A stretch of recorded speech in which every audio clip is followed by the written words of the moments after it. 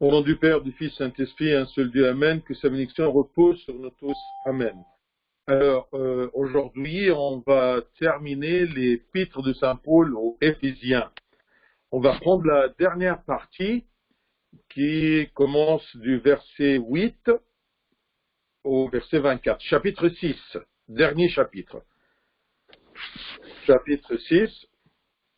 Éteignez le micro, s'il vous plaît, celui qui est rentré. Alors, on va lire chapitre 6, Éphésiens chapitre 6, de 18 à 24.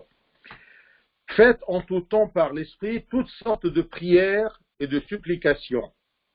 Veillez à cela avec une entière persévérance et priez pour tous les saints. Priez pour moi afin qu'il me soit donné, quand j'ouvre la bouche, de faire connaître hardiment et librement le mystère de l'Évangile, pour lequel je suis ambassadeur dans les chaînes et que j'en parle avec assurance comme je dois en parler, afin que vous aussi, vous sachiez ce qui me concerne, ce que je fais. Tychique, le bien-aimé, frère et fidèle, ministre dans le Seigneur, vous informera de tout. Je l'envoie exprès vers vous, pour que vous connaissiez notre situation et pour qu'il console vos cœurs. Que la paix et la charité avec la foi soient données aux frères de la part de Dieu le Père et du Seigneur Jésus-Christ. Que la grâce soit avec tous, que la grâce soit avec tous ceux qui aiment notre Seigneur Jésus-Christ d'un amour inaltérable, gloire à lui éternellement. Amen.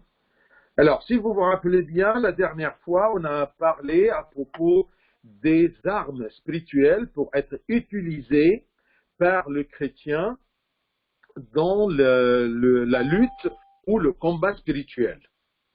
Alors, si vous vous rappelez bien, il y avait le casque du salut, l'épée de l'esprit, qui est la parole de Dieu, le bouclier de la foi, même mettre des chaussures, qui est le zèle que dans l'évangile de paix, et la ceinture de la vérité, la cuirasse de la justice. Tout ça, ce sont ces armes-là que Saint Paul nous présente, dont on a besoin pour combattre Satan dans ce combat farouche. Tant que nous sommes dans la chair, sur la terre, eh bien, nous sommes sur le front de cette guerre-là. Aujourd'hui, il nous parle à propos de la dernière chose importante, c'est la prière et les supplications.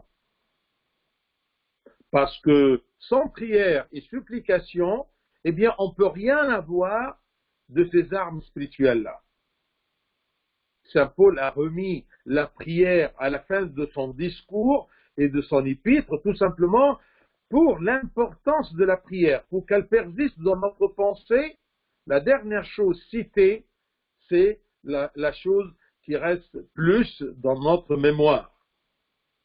Alors, toutes les armes déjà citées sont des dons divines, que ce soit la vérité, que ce soit la justice, que ce soit l'évangile, l'évangile de paix, que ce soit la parole de Dieu. Tout ça, ce sont des dons divines. On n'en peut rien avoir sans prière et supplication. Donc la prière est en vérité une arme très efficace. Vous vous rappelez bien que Saint Matthieu, eh bien, il nous a dit, ou selon Saint Matthieu, le Christ nous a dit, mais cette sorte de démon ne sort que par la prière et par le jeûne. Donc la prière, c'est spécifique pour combattre cette sorte de démon. Comme les pères, ils nous ont expliqué que la prière, c'est exactement comme tenir la main de Dieu. Tant que tu es en présence de Dieu, en prière, eh bien, c'est tenir la main de Dieu. Comme un faible enfant qui tient la main de son père.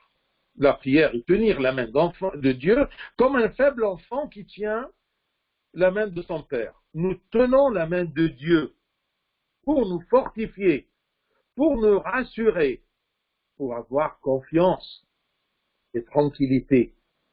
Nous tenons la main de Dieu dans la prière et Dieu combat pour nous. En vérité, ce n'est pas nous que nous combattons, c'est Dieu. Mais nous devons tenir sa main, être ou être sous sa protection. C'est comme si on le met entre nous et l'ennemi. Et nous, on se cache derrière lui. Je ne dis pas derrière lui, mais on se cache en lui. C'est pour cela que Saint Paul il nous dit, on doit prier toujours, faites en tout temps, toutes sortes de prières, de supplications, par l'Esprit.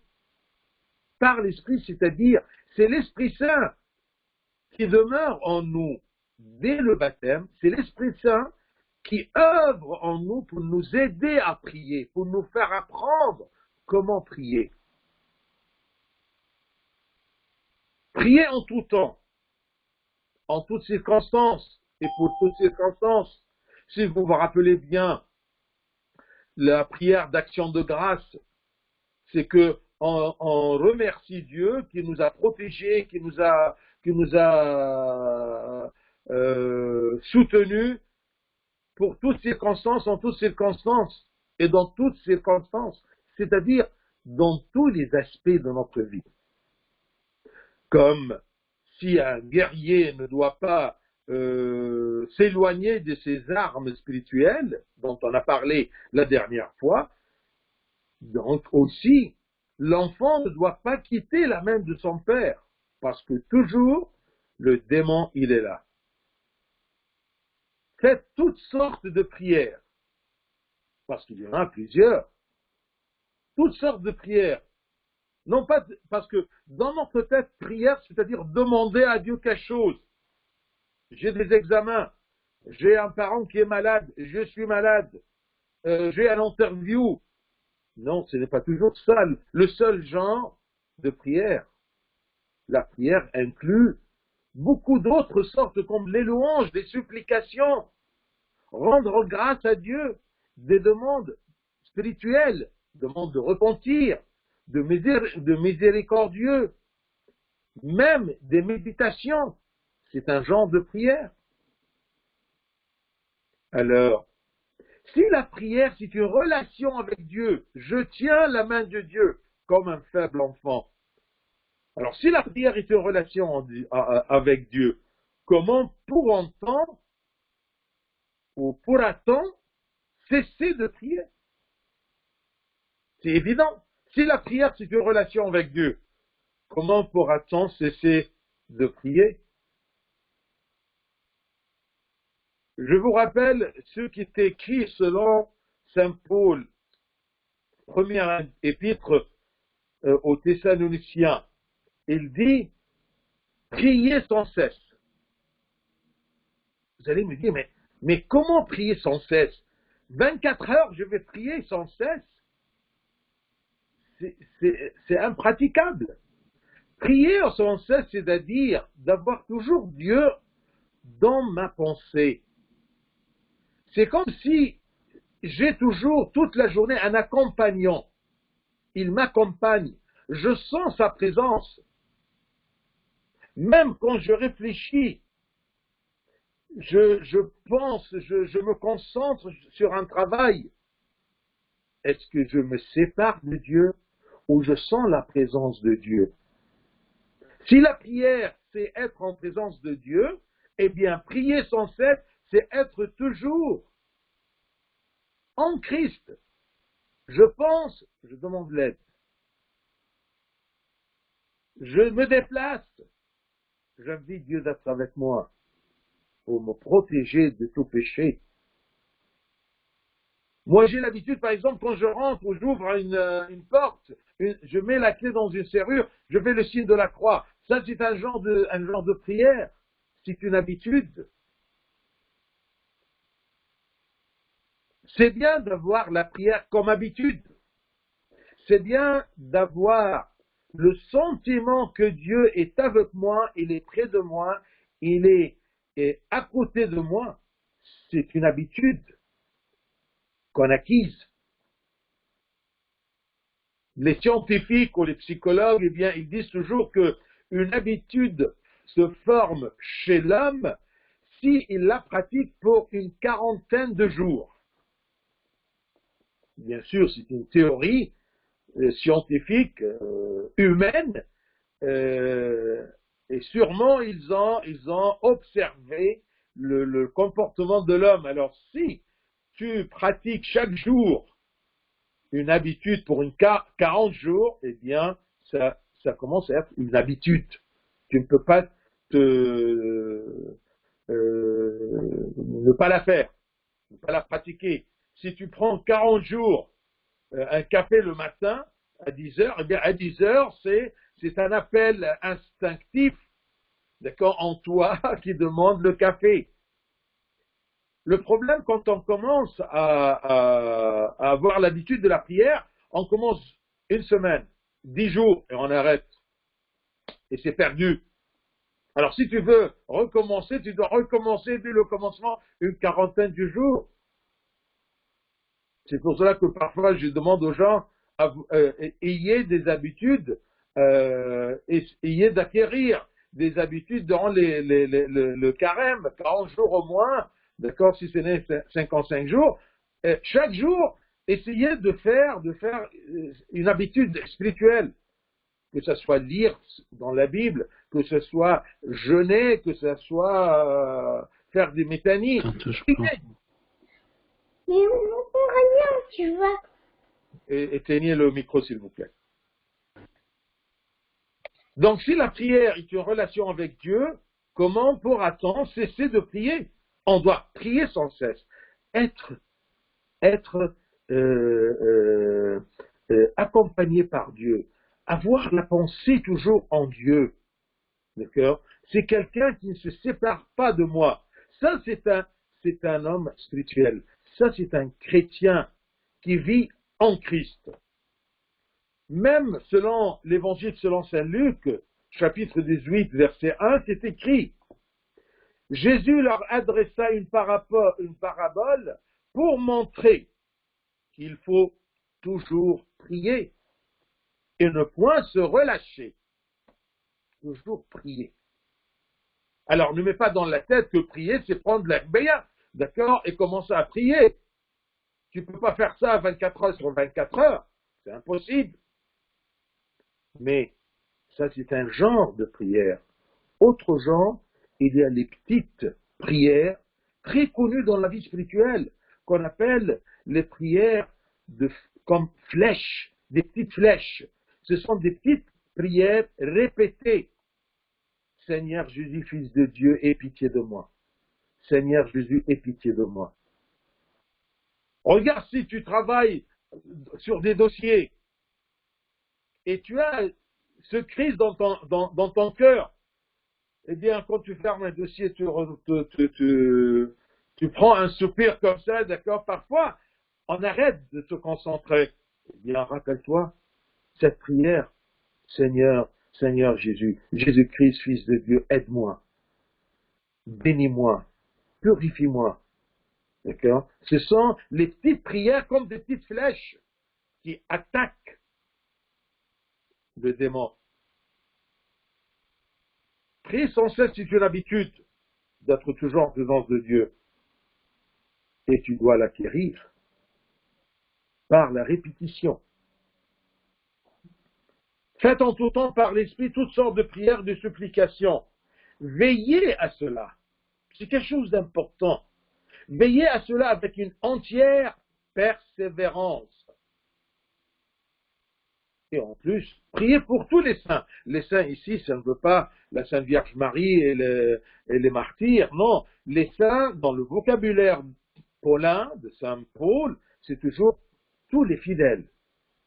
Tous les croyants devraient être saints. Il les considère comme des saints. Et parfois, il dit aussi des disciples. Donc, prie pour tous tes frères. Non pas tes frères biologiques, mais tes frères en Christ. Si tu as un problème avec quelqu'un, prie pour lui. Ce n'est pas toujours la prière, c'est une prière égoïste qui concerne ce que je veux. Non, priez pour tous les saints. Et ça, ce texte-là, c'est aussi une preuve de la médiation, parce qu'il y a des églises qui refusent la médiation des saints. Shafa'at al-Iblissi, eh ben non. Si même Saint Paul, lui-même, il demande aux fidèles, priez pour moi. Qu'est-ce que ça veut dire prier pour moi? Je suis sur terre et je prie Dieu pour Saint Paul. Je prie Dieu pour mon frère X, Y, Z. Donc ça, c'est une médiation. Je suis médiateur. Je prie pour. Beaucoup plus, s'il y a un saint que je connais, comme le pape Cyril, ou à la Saint Georges, ou à la Saint Marcurios, ou à la Saint Mina, eh bien, il est vivant. Je lui demande de prier pour moi. Donc, le principe de médiation, le principe de médiateur entre moi et Dieu, ça existe. C'est quelque chose de biblique, d'évangélique. Priez pour moi. Alors, verset 18, comme il a cité avant ce verset les armes, il y a l'arme plus importante, c'est la prière avec persévérance, avec toutes sortes de prières, prières pour tous les saints.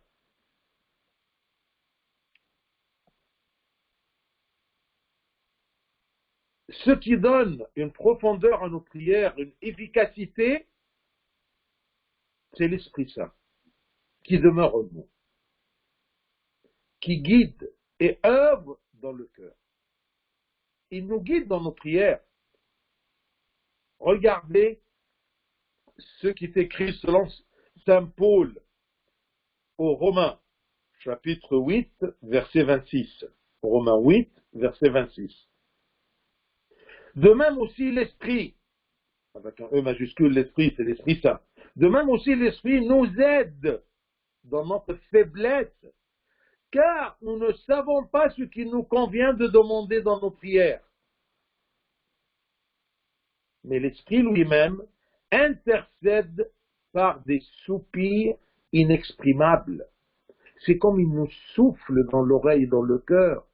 Dit ceci, imaginez-vous, l'Esprit Saint nous guide dans nos prières, nous aide dans notre faiblesse, parce que moi, la poussière, comment je peux oser, d'accord, de adresser la parole à l'Éternel. C'est par le soutien et par l'aide de l'Esprit Saint. C'est une force que Dieu nous a donnée. C'est un privilège que Dieu a donné à l'homme d'adresser à l'Éternel la parole, prier par l'Esprit, toutes sortes de prières. C'est pour cela qu'on ne dit pas « je ne sais pas prier ». C'est quelque chose qu'on n'apprend pas. On se guide là-dedans. L'Église nous a appris comment prier en nous donnant cet outil de prière, l'Agbeya. Il n'y en a pas d'autre. Ça, c'est l'outil personnel de prière. Autre que la prière dans l'assemblée, c'est les messes, les liturgies, les hymnes de minuit, ainsi de suite. Donc, nous prions toutes sortes de prières par l'Esprit,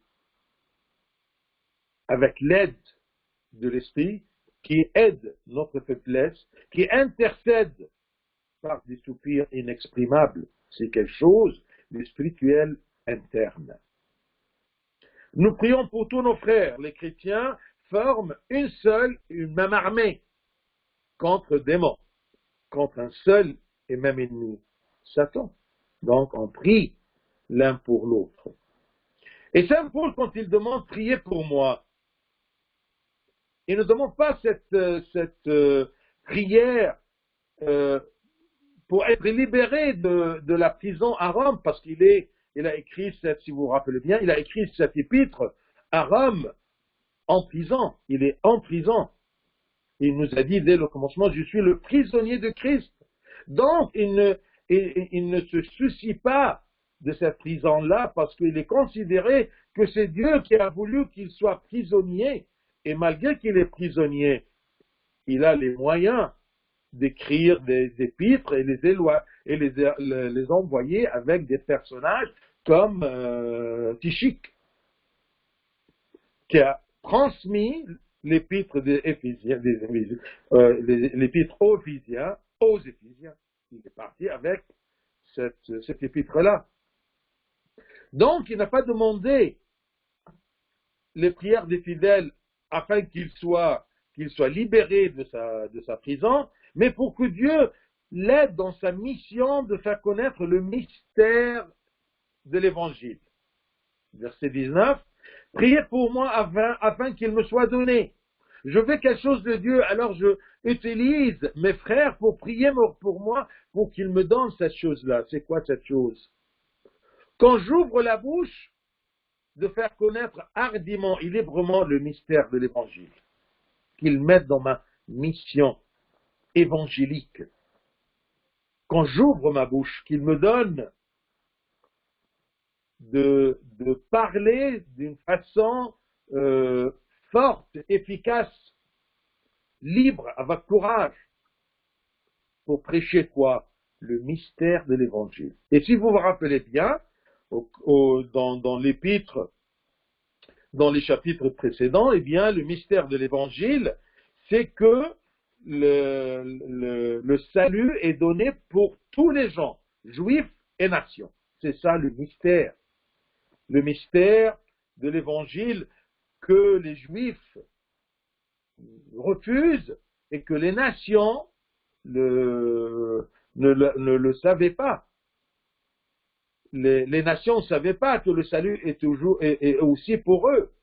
Et les Juifs refusent que le salut présenté par le Messie est donné aussi pour les nations. Ils avaient toujours la mentalité ou la pensée qu'ils sont le seul peuple de Dieu. Dieu, il est là pour eux, pas pour les nations. Il ne peut pas être égaux avec les nations. Non, Dieu veut sauver tous ceux qui croient en lui, que ce soit juif ou nation. Alors il demande aux fidèles qu'ils prient pour lui, pour que Dieu l'aide dans sa mission de faire connaître le mystère de l'Évangile, qu'il lui donne la parole hardiment, c'est-à-dire avec courage, sans crainte. Parce que parfois quand on parle à des gens qui refusent, voilà, qui sont durs de cœur, eh bien, on a parfois une crainte. Non, je veux que Dieu me donne cette force-là. Priez pour moi, pour que je parle hardiment. Non pas avec une sagesse humaine, mais avec la force de l'Esprit Saint. Et le mystère de l'Évangile, comme je vous ai dit, c'est que le monde ignore et ce que les Juifs n'y croient pas et refusent, c'est que le salut est offert à tous les hommes, Juifs et nations. Donc, il doit annoncer que le salut est à tous et pour tous. Et quand il disait ça, les chrétiens d'origine juive, il était contre Saint Paul toujours, parce qu'il refusait cette idée-là. Il ne peut pas être égaux avec les nations. Mais Saint Paul, il savait bien le mystère de l'Évangile, et il devrait répandre cette bonne nouvelle que le salut est pour tous ceux qui croient en Christ. Priez pour moi, pour prêcher le mystère de l'Évangile, pour lequel je suis ambassadeur dans les chaînes. Vous voyez le terme, comment il considère son emprisonnement. Je suis ambassadeur. Et nous tous, nous sommes ambassadeurs du Christ. Saint Paul, il a dit dans une de ses épîtres, nous sommes des ambassadeurs du Christ qui prêchent aux gens, réconciliez-vous avec l'Éternel, pour lequel je suis ambassadeur, pour le mystère de l'Évangile, pour lequel je suis ambassadeur dans les chaînes, et que j'en parle avec assurance comme je dois en parler. Priez pour moi pour accomplir ma tâche. Je dois parler avec assurance. Parfois, on n'arrive pas à répondre aux gens quand ils nous posent des questions à propos de Dieu, parce que nous-mêmes, nous ne sommes pas sûrs de ce qui est Dieu, de ce que Dieu veut. On ne connaît pas Dieu, entre guillemets. On est très superficiel dans notre connaissance. C'est pour cela que quand on parle à Dieu ou à propos de Dieu, on a peur. Je suis ignorant. Et ça, c'est un danger. C'est une infidélité. Cherchez, fouinez. Comme on dit toujours, on ne peut pas comprendre ce qu'on ne sait pas. On ne peut pas comprendre ce qu'on ne sait pas. Alors je dois savoir pour demander à Dieu qu'il me fait comprendre. Comment veux-tu comprendre quelque chose que tu ne sais pas? Alors la lecture de l'Évangile, l'écoute des sermons, l'étude biblique, c'est une façon pour savoir, pour connaître. Et ensuite je demande à Dieu, par l'Esprit Saint, donne-moi à comprendre ta parole. Et le moment que tu comprends, tu sais et tu comprends, tu pourras parler par l'Esprit Saint, par la force de Dieu. Afin que vous aussi, verset 21, afin que vous aussi vous sachiez ce qui me concerne, ce que je fais, Tychik, le bien-aimé frère et fidèle ministre, dont le Seigneur vous informera de tout. Je l'envoie exprès vers vous, pour que vous connaissiez notre situation, et pour qu'il console vos cœurs, pour qu'il vous dise que nous sommes ligotés par les humains, nous sommes emprisonnés par les humains. Saint Paul est en prison, mais Dieu est plus fort de toutes ces circonstances-là. Il donne aussi l'occasion à Saint Pierre, à travers ce bien-aimé, ce frère bien-aimé, le fidèle ministre, le fidèle serviteur, eh bien, il envoie avec lui des épîtres, des lettres, des enseignements, des guidances. On pourrait imaginer que puisqu'il est dans une prison, il est emprisonné à Rome, d'accord? Eh bien, il est sans activité. Non. Dieu, il peut utiliser chacun dans chaque circonstance. C'est ça la force de Dieu. C'est l'économe de l'existence. C'est lui qui planifie, qui m'utilise pour prêcher, pour servir les autres de sa façon. Alors les Éphésiens, ils étaient inquiets. Ils cherchaient, mais comment il vit, Saint Paul? Eh bien, il leur dit, afin que vous aussi, vous sachiez ce qui me concerne, ce que je fais, Tychik, le bien-aimé, frère et fidèle ministre, dont le Seigneur vous informera de tout. Là, je me pose une question. Est-ce que je suis un frère bien-aimé au sein? Est-ce que je suis un fidèle ministre? Ne me dis pas que je ne suis pas ministre, je ne suis pas khadim. Attention, n'importe quel endroit où tu es un disciple, qu'il voit vos bonnes œuvres. Bonnes œuvres, ce n'est pas les bonnes œuvres de charité, non, les bonnes œuvres chrétiennes. Comment tu te comportes comme le Christ?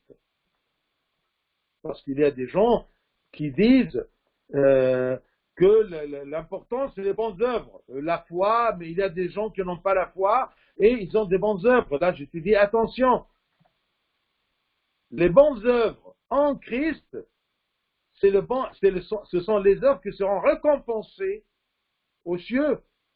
Mais les bonnes œuvres, pour des motifs humains, eh bien, à la fin de la vie humaine sur terre, ça passera. Tu ne peux pas les emmener avec toi. Parce que ceux qui m'envoient au royaume des cieux, qui me donnent l'héritage du royaume des cieux, c'est ma foi. Ceux qui seront dans le royaume des cieux seront les gens qui seront sauvés de la mort éternelle. Ceux qui sont sauvés de la mort éternelle, ce sont les croyants. Jésus est venu pour sauver tous ceux qui croient à Dieu le Père et son Fils, envoyé par le Père. L'apôtre rassure et salue les Éphésiens, parce qu'ils étaient inquiets à propos de l'apôtre. Il leur a envoyé Tychik, transmettant cet épître pour les rassurer et pour les réconcilier avec tout ce qu'il a écrit dans l'épître dans les 6 chapitres. N'oublions pas que le contenu de cet épître concernait des vérités, des dogmes et des révélations célestes aussi, et des pratiques spirituelles. Ce n'est pas tout simplement des nouvelles à propos de Saint Paul.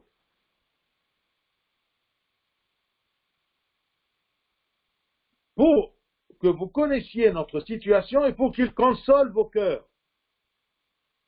La parole de Dieu et les enseignements de Dieu consolent le cœur. C'est pour cela qu'on vous demande de fouiner dans la parole de Dieu. Parce qu'en apprenant, en connaissant, en comprenant par l'Esprit Saint, eh bien, on a le cœur consolé. Parce qu'on sent que nous sommes sur le chemin de la vérité. Tout ce qui est écrit dans l'Évangile est la vérité, la parole de Dieu.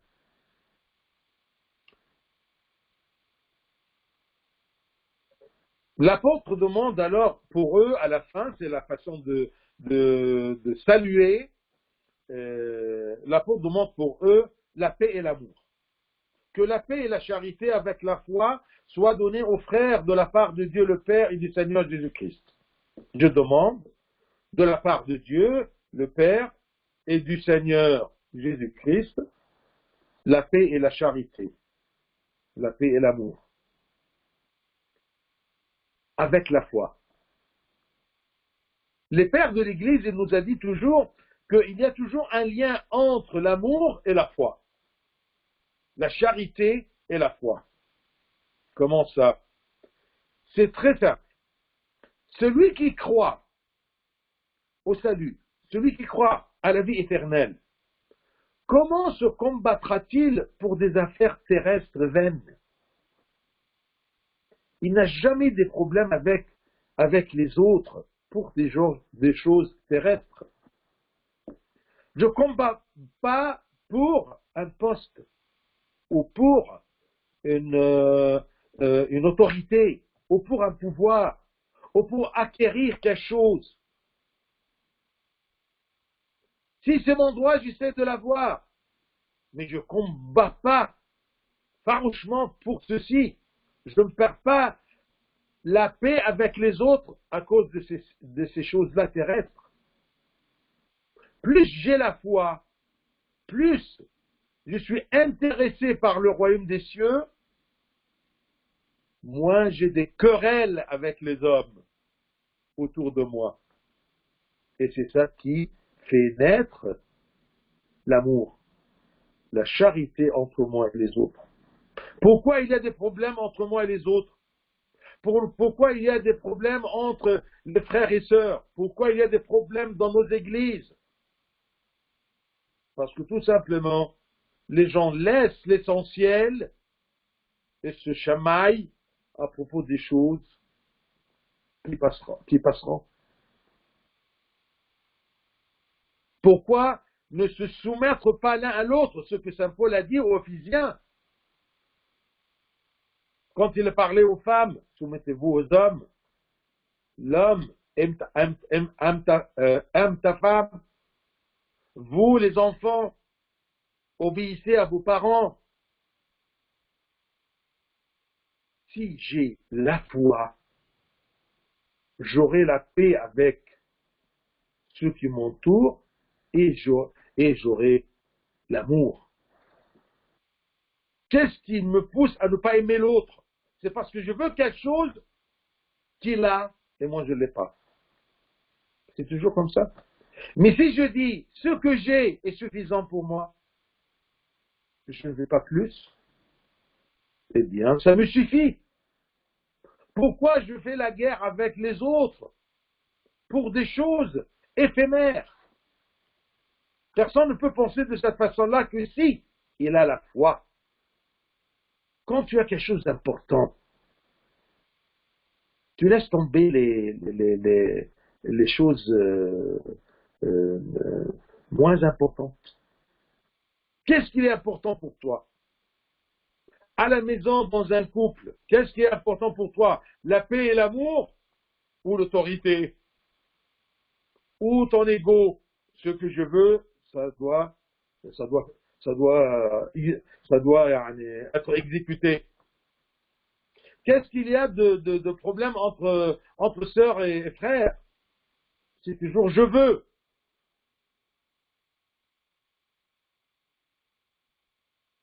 Si vous voulez sentir l'amour et la paix autour de vous, eh bien, tenez bien la foi. Que la paix et la charité avec la foi soient données aux frères de la part de Dieu le Père et du Seigneur Jésus-Christ. Et à la fin, il demande aussi la grâce aux fidèles. Que la grâce soit avec tous ceux qui aiment notre Seigneur. Bien sûr, si j'aime le Seigneur Jésus-Christ d'un amour inaltérable, il y a des conditions. Que la grâce, qu'est-ce que c'est la grâce? Il n'est pas plus grand que la grâce de l'Esprit Saint. Que l'Esprit de Dieu soit en moi, avec moi, autour de moi, qui me soutient, qui m'aide, qui me guide. Que la grâce soit avec tous ceux qui aiment notre Seigneur. Mais ici, il souligne bien le genre de cet amour. Nous tous, nous aimons Dieu. Nous aimons Jésus-Christ. Mais est-ce que notre amour est inaltérable, inchangeable, immortel? Notre amour est sans fin. Ou parfois, je suis en querelle avec Dieu parce qu'il ne m'a pas donné, parce que je n'ai pas compris,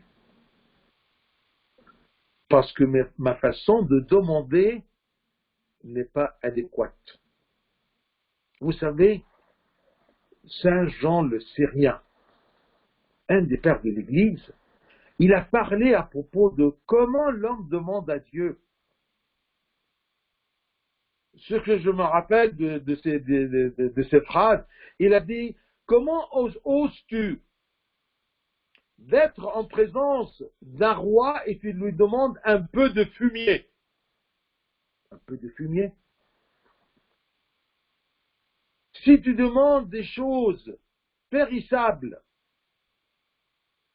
des choses de rien du tout à un roi, c'est humilier le roi. On ne vient pas vers un roi pour lui demander un peu de fumier. C'est irrespectable pour le roi. Alors quand tu es en présence du roi, demande des supplications, demande des choses de valeur. des choses de valeur comme le salut, comme le pardon, comme la filiation à Dieu, comme la grâce du Seigneur Jésus. Je dois comprendre que je suis en présence de l'Éternel, mais le monde doit être à un niveau qui convient à la grandeur et la majesté de Dieu. Un amour inaltérable. Je vous rappelle, pour terminer, ce que Saint Paul il a dit aux Romains, chapitre 8, verset 35. Romains 8, 35. Qui nous séparera de l'amour de Christ? Qui peut changer notre amour vers le Christ? Qui nous séparera de l'amour de Christ? Sera-ce la tribulation, ou l'angoisse, ou la persécution, ou la faim, ou la nudité, ou le péril, ou l'épée? Il n'y a rien qui peut altérer mon amour à notre Seigneur Jésus. Donc, mes frères, nous avons beaucoup des armes spirituelles parce que nous sommes toujours dans un combat spirituel. On ne peut pas acquérir ces armes que par la prière. Et c'est l'Esprit Saint qui m'aide à prier. Et on doit prier toujours pour être toujours en relation avec Dieu, soutenu par le Christ. Gloire à lui éternellement. Amen.